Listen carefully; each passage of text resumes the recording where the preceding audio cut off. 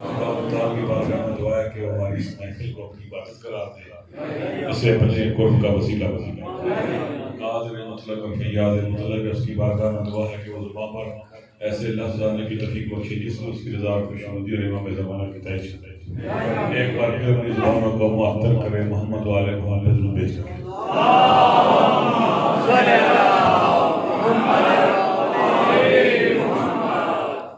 قرآن مجید میں ارشاد خدا بندی ہے کہ حضرت عیسیٰ علیہ السلام نے دعا کی، قال عیسیٰ اللہم ربنا انزل علینا مائدۃ من السماء تکون لنا عیدا لأولنا ولآخرنا۔ حضرت عیسیٰ علیہ السلام نے دعا کی، اے ہمارے یا اللہ، پکارا اللہ کو، اے ہمارے رب، آسمان سے ہمارے لیے ایک دسترخوان اتار، ایسا دسترخوان جو ہمارے لیے خوشی کا باعث کر دے۔ دسترخوان ہمارے لیے خوشی کا باعث کر دے، ہمارے اگلوں کے لیے بھی اور پچھلوں کے لیے بھی۔ آسمان سے دسترخوان اترے، مائدہ اترے، خوان اترے تو وہ عید ٹھہرے، خوشی کا موقع ٹھہرے، خوشی کا دن ٹھہرے۔ اور جب آسمانوں سے رحمت العالمین اترے تو کتنی بڑی خوشی ہوگی۔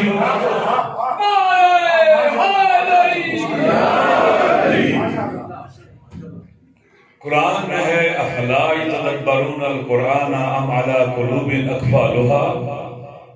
قرآن مجید میں آپ تدبر کیوں نہیں کرتے، غور و فکر کیوں نہیں کرتے؟ کیا ان کے دلوں پر مہریں لگ چکی ہیں، تالے لگے ہیں؟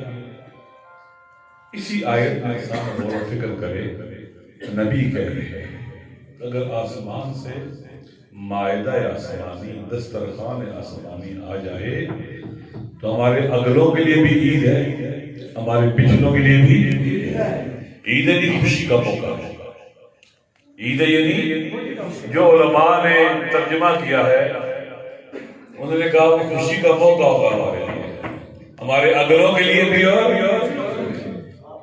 کس چیز پر؟ آسمان سے مائدہ اترے، کھانے پینے کی چیزیں آ جائیں، الہی دسترخوان آ جائے تو ہمارے لیے جس میں بدن کی غذا ہوگی وہ ہمارے لیے خوشی کا موقع، عید کا موقع ٹھہرے۔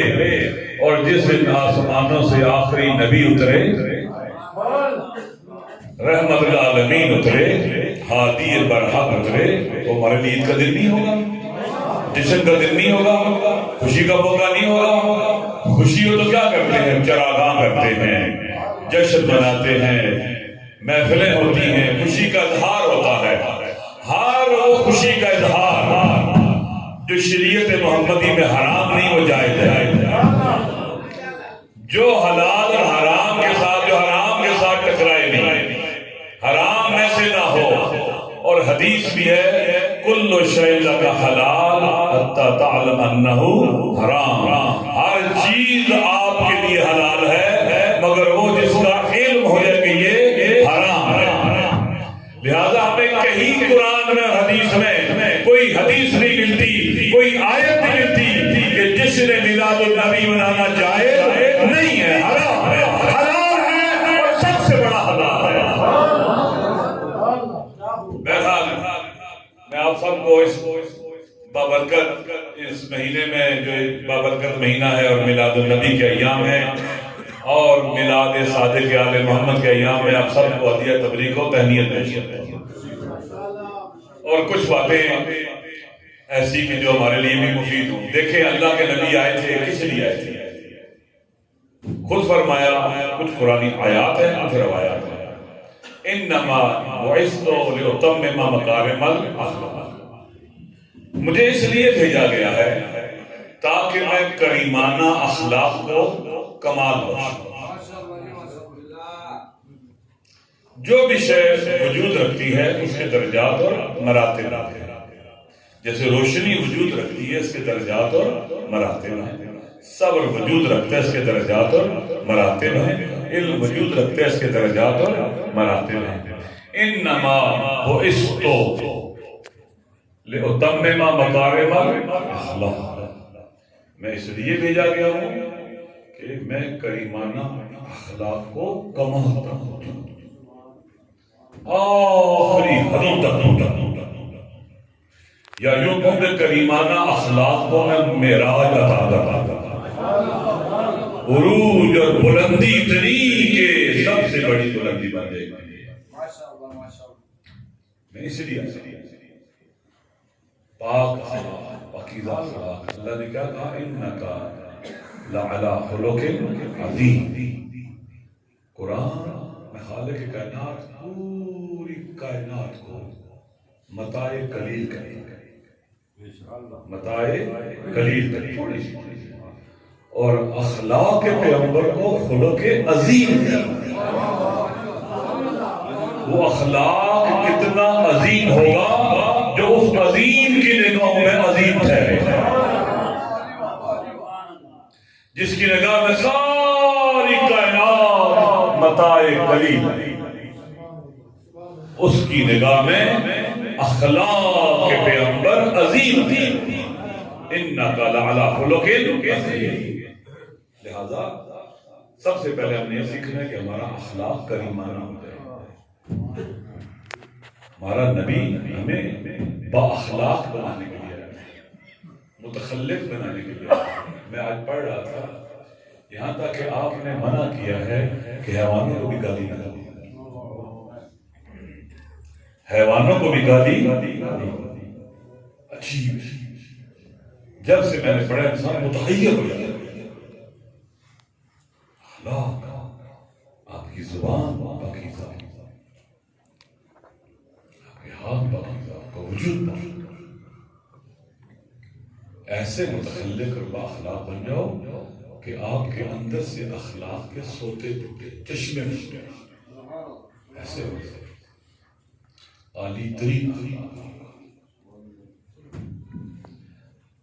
اگر کوئی انسان با اخلاق نہ ہو نہ حقوق العباد ادا کر سکتا۔ پھر انہوں نے حقوق اللہ اور حقوق العباد کو ایسا جوڑا ہے ہمارے کہ ہو ہی نہیں سکتا کہ بندہ کہ میں حقوق اللہ ادا کر رہا ہوں اور حقوق العباد ادا نہ کرے تو حقوق اللہ ادا ہو جائے، اور برعکس نہیں ہو سکتا، کیونکہ حقوق العباد بھی اللہ کی اطاعت، جو حقوق العباد ادا نہیں کرتا وہ حقوق اللہ بھی ادا نہیں کرتا۔ اتنا گہرا جوڑ دیا حقوق الناس و حقوق اللہ۔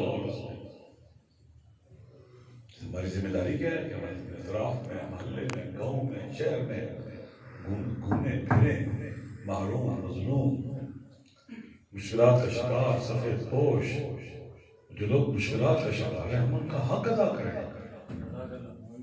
ان کی طرف جائیں، ان کا ساتھ دیں، ان کی مدد کریں۔ والدین کا حق ہے، زوجہ کا حق ہے، اولاد کا حق ہے، بھائی کا حق ہے، اپنے شہر والوں کا حق ہے، اپنے وطن کا حق ہے، اپنی مٹی کا حق ہے، زمین کا حق ہے، نیچر کا حق ہے۔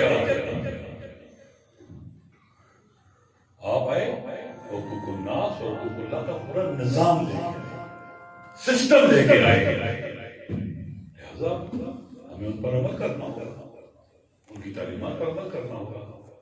وہ ہماری ہدایت کے لیے آئے نا، تو ان کے ہدایت نامے میں حقوق اللہ بھی ہیں اور حقوق العباد۔ وقت بہت تھوڑا رہ گیا، میں باتیں تو چار کر ختم کرتا ہوں۔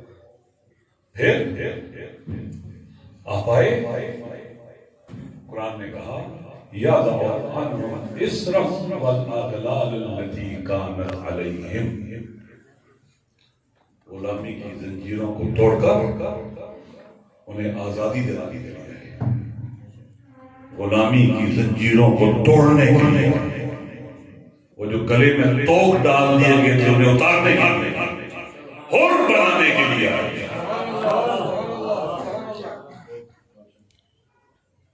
وَالْأَغْلَالَ الَّتِي كَانَتْ عَلَيْهِمْ، تو غل کا سودا کے لیے زنجیریں توڑنے کے لیے۔ ہماری ذمہ داری کیا ہے کہ ہم زمانے کے فرعونوں اور ظالموں اور قاتلوں اور درندوں اور وحشیوں کے مقابلے میں کھڑے ہوں، جس طرح نے بشریت اور انسانیت کے گلے میں اپنی غلامی کا توق ڈالا ہوا ہے، اس توق کو، اس زنجیر کو توڑ کر بڑے پھیلنے کے لیے اور بنائے معاشرے، آزاد کرے معاشرے کو، سیاسی غلامی، معاشی غلامی، سماجی غلامی، کتنی قسم کی غلامیوں کی زنجیریں اور توق ہمارے گلے میں ڈال دی گئی، زنجیروں میں جکڑ دیا گیا۔ آپ نے کہا، قرآن کہتا ہے لَقَدْ أَرْسَلْنَا رُسُلَنَا بِالْبَيِّنَاتِ وَأَنزَلْنَا مَعَهُمُ الْكِتَابَ وَالْمِيزَانَ لِيَقُومَ النَّاسُ بِالْقِسْطِ۔ تمام انبیاء یعنی ارسال رسول اور تمام کتابیں یعنی انزال کتب کا مقصد کیا تھا کہ انسانی سوسائٹی اور معاشرہ عدل پر استوار ہو، معاشرہ ایک عادلانہ معاشرہ وجود میں آئے، توحیدی معاشرہ عادلانہ معاشرہ وجود میں آئے، ایک ایسی سوسائٹی جو عادلانہ عدل کی بنیاد پر اس کی امانت استوار ہو، یعنی ظلم مٹانے کے لیے آئے انبیاء سارے نبی فرعونوں کے تخت اچھالنے کے لیے آئے، سارے نبی، تاکہ معاشرے کی فاؤنڈیشن، اساس، بنیاد عدل پر استوار ہو۔ یہ ہماری ذمہ داری ہے، امت محمدی کی ذمہ داری ہے کہ مظلوموں کی نصرت کریں، ظالموں کا مقابلہ کریں، غلامی کی زنجیروں کو توڑیں، انہیں آزاد کرائیں، خوف کی غلامی، ڈرے ہوئے سہمے لوگوں کو خوف سے نجات دلائیں، خوف کے زندان کے در و دیوار توڑ ڈالیں، لالچ، طمع، پتہ نہیں کتنی قسم کا خوف آزاد کرائیں، عدل پر استوار کریں معاشرے کو۔ دوستو، ہم راہ گم کر بیٹھے، الجھ کے رہ گئے، کبھی سوچا 61 ہجری میں رسول پاک جو نبی معاشرے کو عادلانہ معاشرہ بنانے کے لیے آئے تھے، توحیدی معاشرہ بنانے کے لیے آئے تھے، جس نبی نے کہا تھا کہ حیوانوں کو بھی گالی مت دو، حقوق العباد کا نظام لے کے آیا تھا، ان کے نواسے کو 61 ہجری میں شہید کر دیا گیا اور ان کی آل اور اولاد اور بیٹیوں کو قیدی بنا دیا۔ کنہوں نے؟ یہودیوں نے، عیسائیوں نے، مسلمان، دونوں طرف کربلا میں نماز جماعت تھی، ادھر نماز جماعت امام حسین علیہ السلام کی امامت میں اور ادھر عمر بن سعد کی امامت میں، دونوں جگہ آزانے، دونوں جگہ۔ اگر معاشرے میں لوگ بے تفاوت ہو جائیں، اپنی زندگی کے کاموں میں لگ جائیں، تو جو نبی پرچم عدل لے کر آئے تھے پوری دنیا پر عدل کا نظام نافذ کرنے کے لیے، انہی کی اولاد کو کلمہ گو شہید کر دیتے ہیں اور بیٹیوں کو قیدی بناتے ہیں، اسیر کرتے ہیں اور ان کی ناموس کو بازاروں میں۔ ہماری ذمہ داری کیا ہے کہ ہم ظلم کے خلاف اٹھیں، کوئی بھی ظالم ہو اور مظلوم کا ساتھ دے، کوئی بھی مظلوم ہو۔ یہ انبیاء کی تعلیمات ہیں، یہ قرآنی تعلیمات ہیں، یہ اہل بیت رسول کی تعلیمات ہیں، یہ ہدایت ہے ہمارے لیے کہ ہم ظالموں کے مقابلے میں اٹھے، مظلوموں کا ساتھ دیں۔ آج جس دنیا میں ہم رہ رہے ہیں 5 سال گھنٹے ہوتے ہیں، 5 سال کو نہیں، اچھا سنے بہت، اس دنیا میں جب ہم یہاں ٹھہرے ہیں، دنیا پر ایک سسٹم جو حاکم ہے، فرعونی نظام، جسے کہتے ہیں کہ امریکن ورلڈ آرڈر یا لبرل ورلڈ آرڈر، جس کا اہم ستون امریکہ ہے، جس کی ڈرائیونگ سیٹ پر امریکہ ہے، اس کا نام ہے لبرل ورلڈ آرڈر۔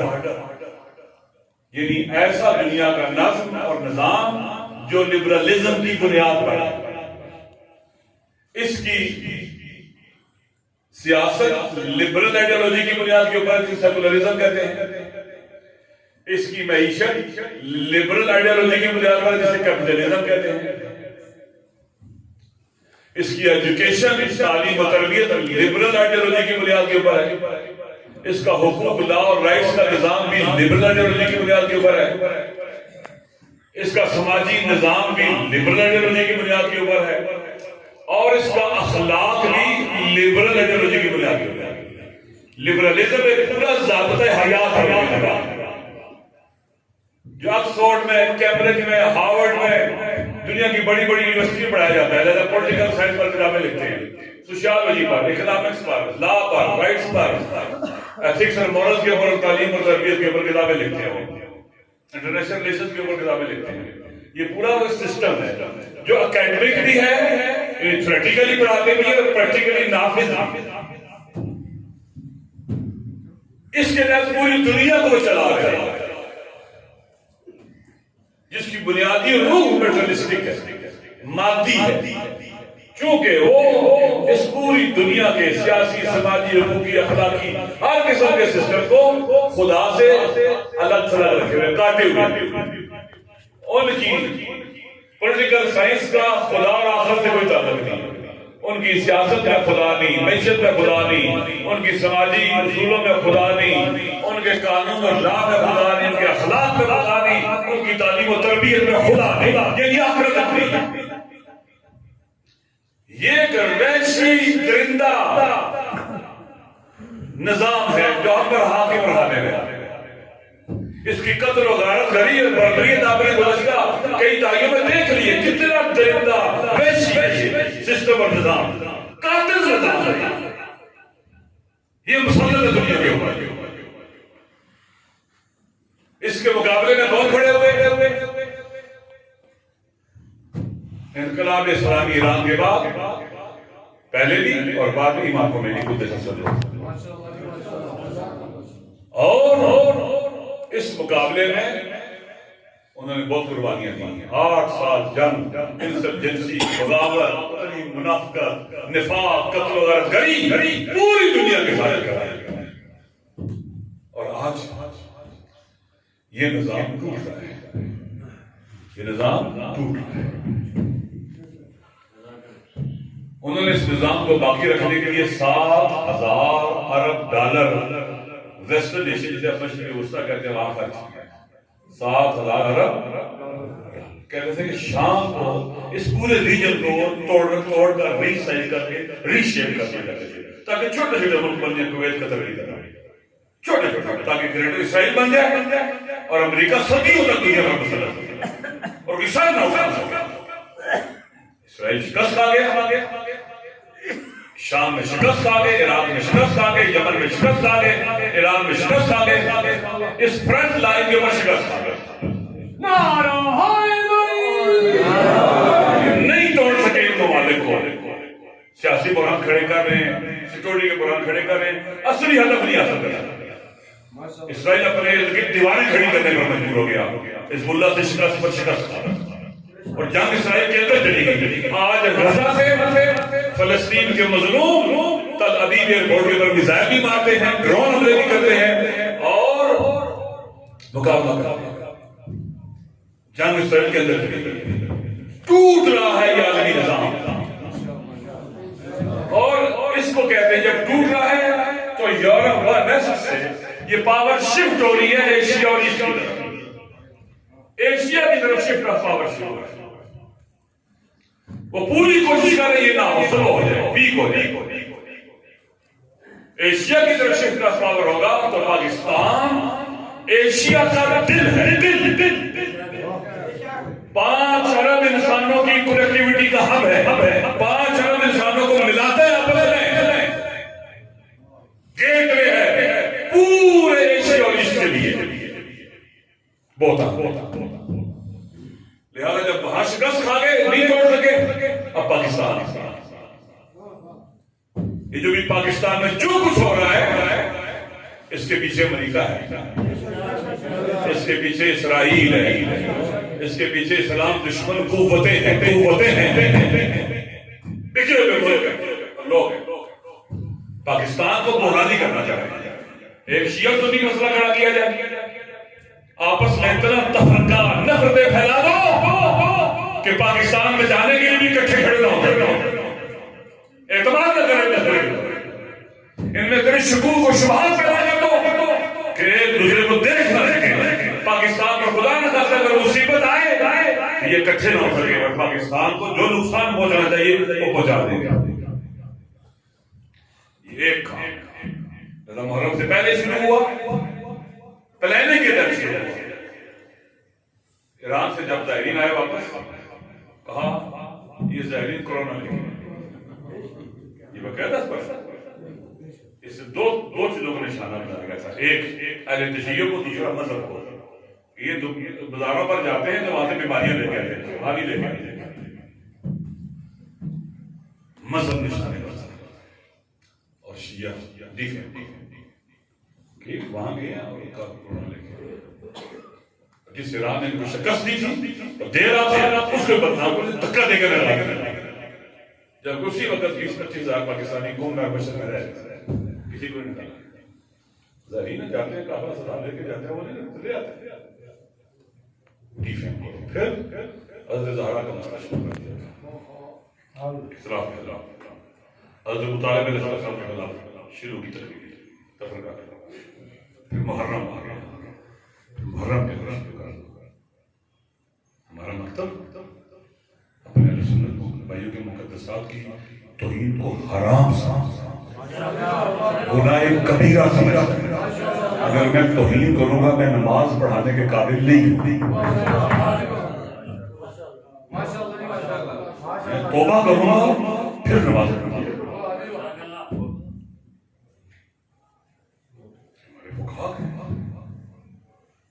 یا مکتب کا یہ نظریہ ہے، وہ علماء جو شیعت کو ریپرزینٹ کر رہے ہیں، یہ ان کے رائے ہے، وہ کہتے ہیں جن کو دیکھ کر ہمیں پتہ لگتا ہے شیعہ مذہب کی تعلیمات کیا ہے۔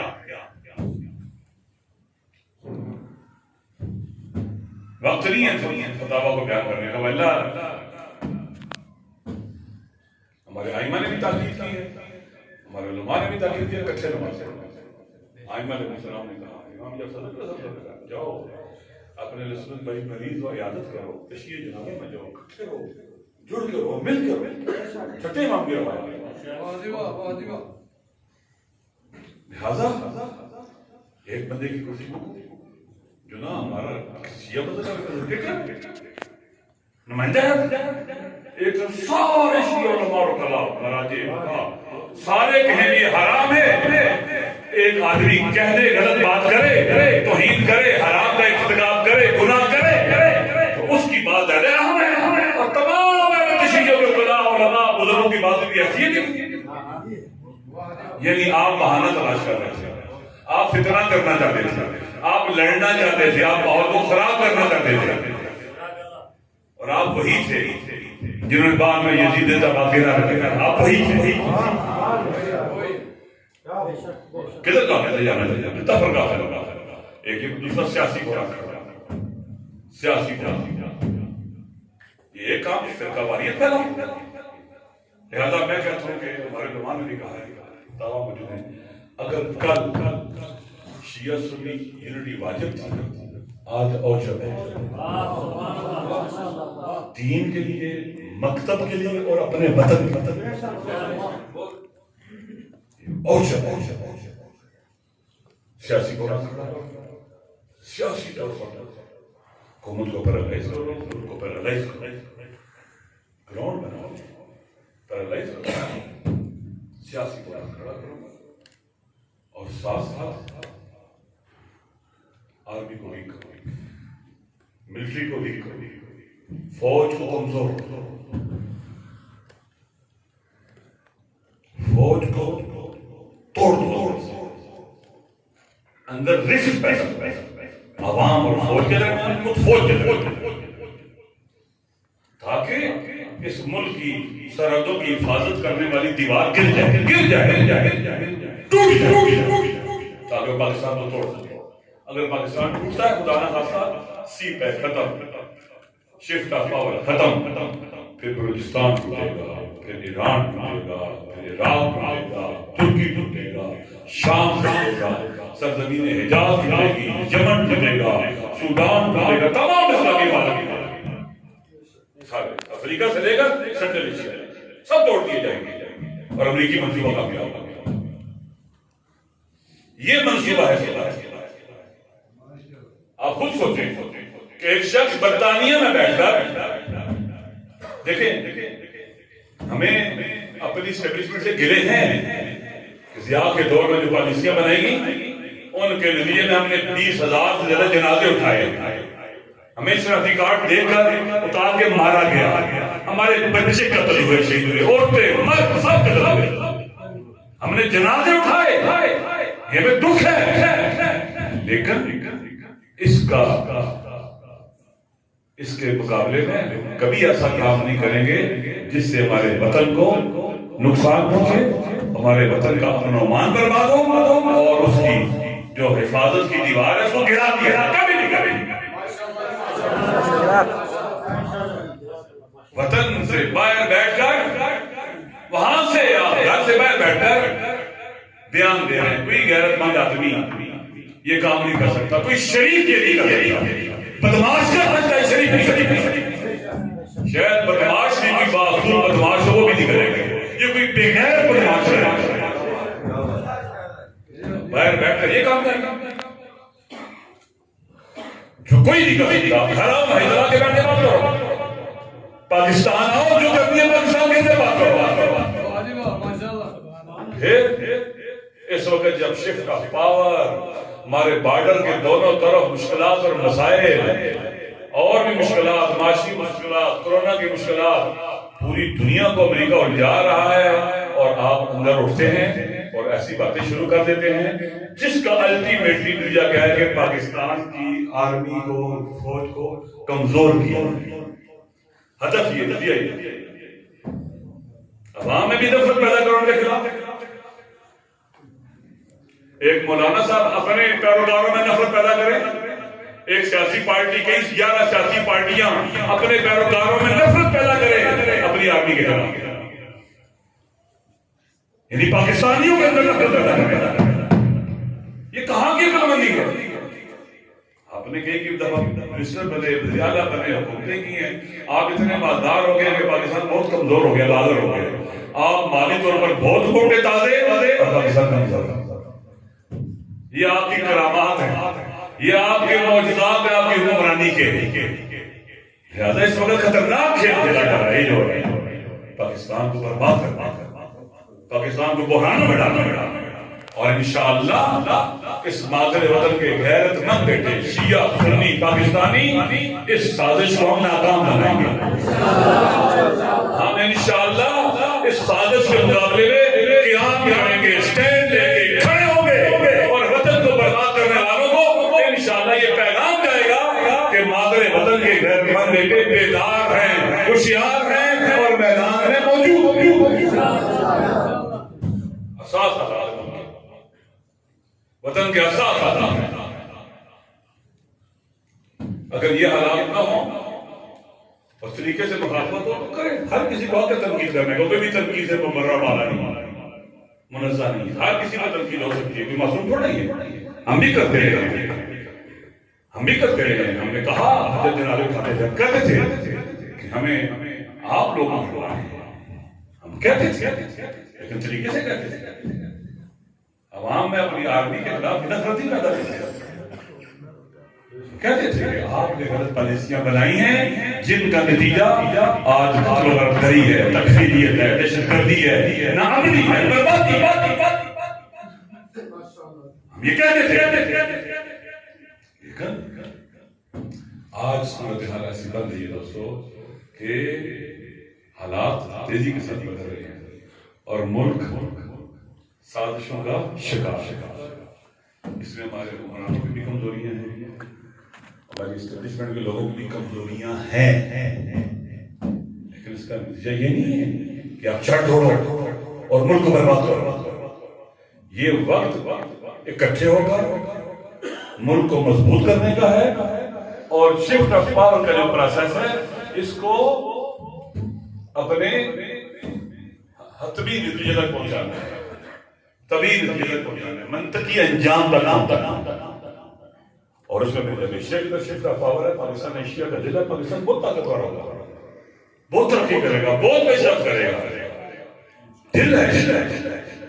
لہذا میری گزارش ہے کہ ہم میلاد النبی صلی اللہ علیہ وسلم کے حوالے جہاں بیٹھے ہیں، وہ ہمیں بصیرت اور شعور دے رہے تھے، اور ایک بابصیرت پاکستانی کی ذمہ داری ہے کہ حالات کا درست تجزیہ کرے، سمجھے، اور پھر خالی سمجھے نہیں، گھر میں نہیں بیٹھے، پھر اس کے مقابلے کے لیے گھر سے باہر نکلے۔ انشاءاللہ ہم ضرور باہر نکلیں گے۔ والسلام علیکم ورحمۃ اللہ۔ آخر میں آپ کا شکریہ۔